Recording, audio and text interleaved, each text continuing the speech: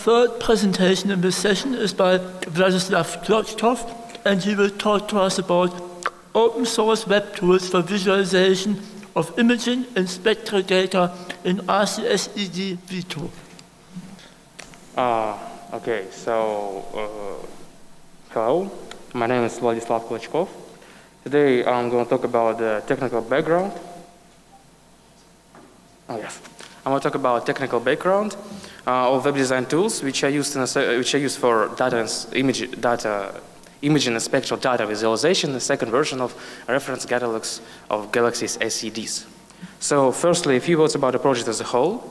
The second version of RCSED is a project done by the Oxasta team, mainly based in Russia. And I also encourage you to check out some other posters done by my collaborators.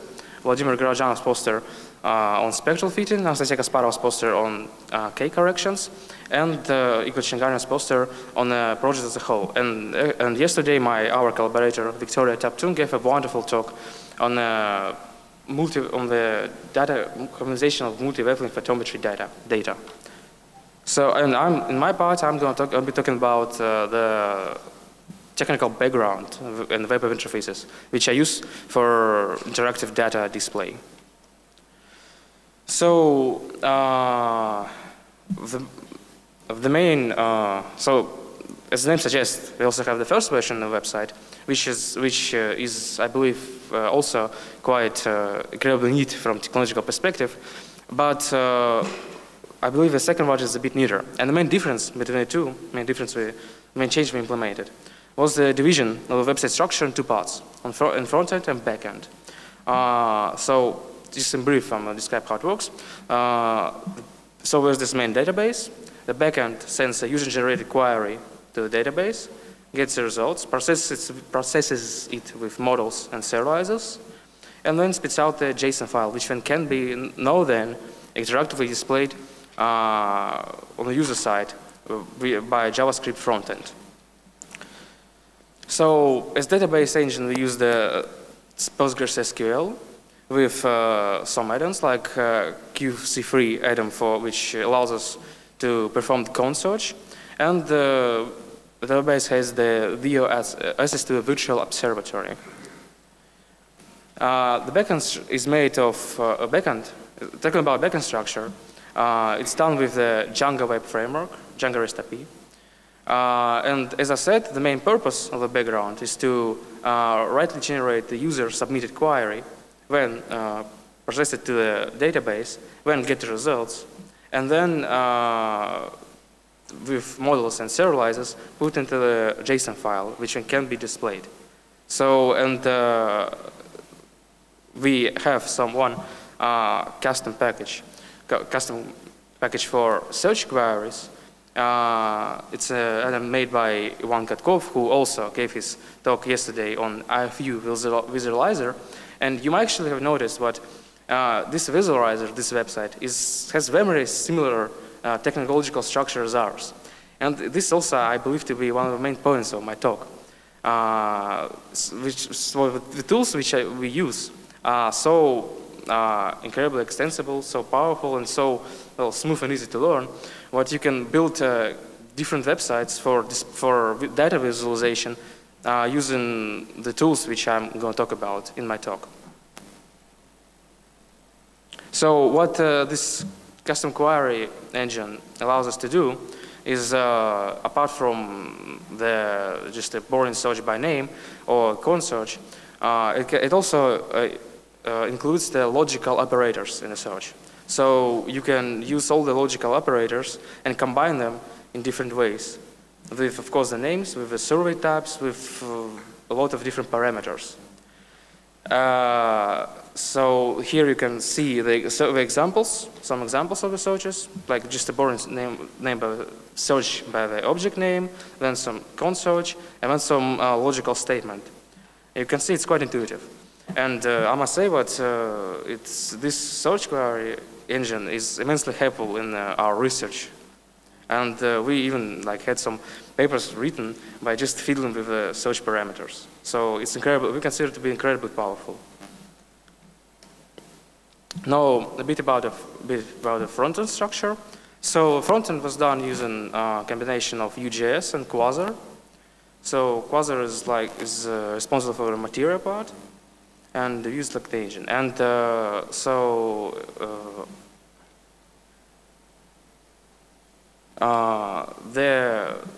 what we also consider to be quite awesome is the interactive plots, which we have on our website. So we have an interactive viewer for spectral energy distribution, which fully interactively gets its photometric data and displays it. And it's done with the Plotly JavaScript library, so it really has all its functionality. You can do whatever you want with it. You can zoom in, you can zoom out, you can squeeze it. It has flexible layout, and you can do whatever you want with it. And it's fully interactive, as I said. Then we also have the Baldwin-Phillips-Taylor-Revich diagrams. So I'm going to quickly explain what it is. It's just the diagrams which you use as a diagnostic for excitation mechanism to differentiate between different emission lines. So these diagrams, as I said, are also fully interactive. You can zoom in, you can zoom out, you can squeeze them, you can have them. And you also have the star formation lines and AGN lines added on them. And it has a flexible layout, quite a flexible layout. We also created an interactive spectrum viewer. So as literally everything else on the website, it has full interactivity. You can zoom, you can pan. And apart from that, it has different feed modes.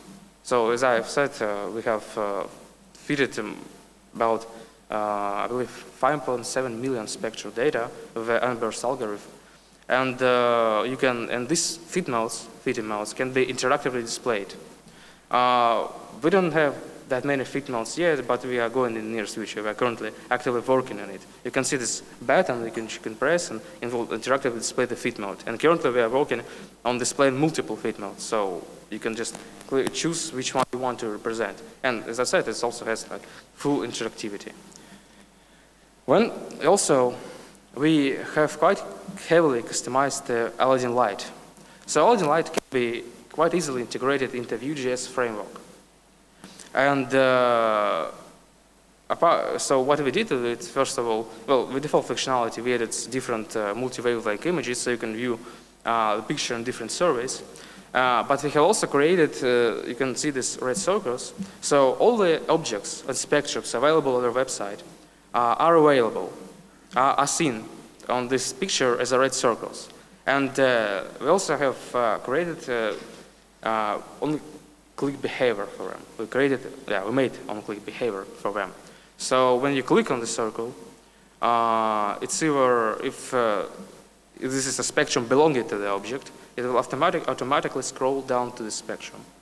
And if you will click on a spectrum object outside, an outside spectrum object, it will open a tab with its data. And with it, this customization also proved to be incredibly useful. So what are the main takeaways? So first of all, the Django Web Framework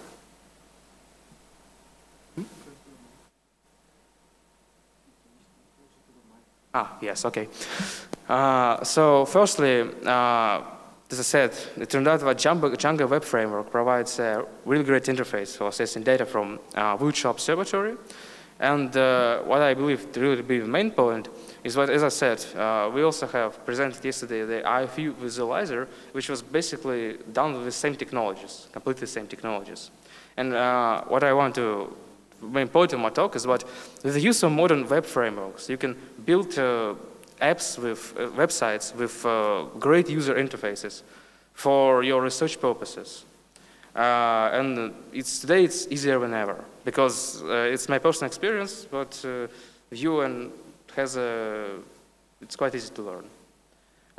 You will need a lot of front-end programmer background to enter it. So we also, of course, encourage you to use the second version of reference catalogs, Galaxy RCSEDvs, in your research purposes. And as I've said, website still undergoes a very active phase of development. So we encourage you to, of course, visit our website and send your feedbacks, or maybe write some back wrappers, because the website is still in development.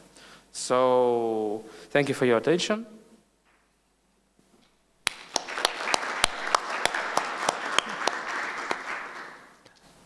Thank you very much indeed for that interesting talk.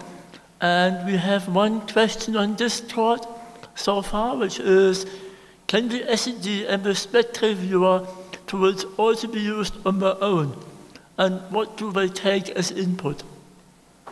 Excuse me, can you please repeat? Yes, sorry, of course. Can the SED and the Spectral viewer tools also be used on their own? And what do they take as input? Well, no. Actually, the elements were kind of are all embedded in one structure. So as an input, the Spectral viewer takes the data it gets from the backend.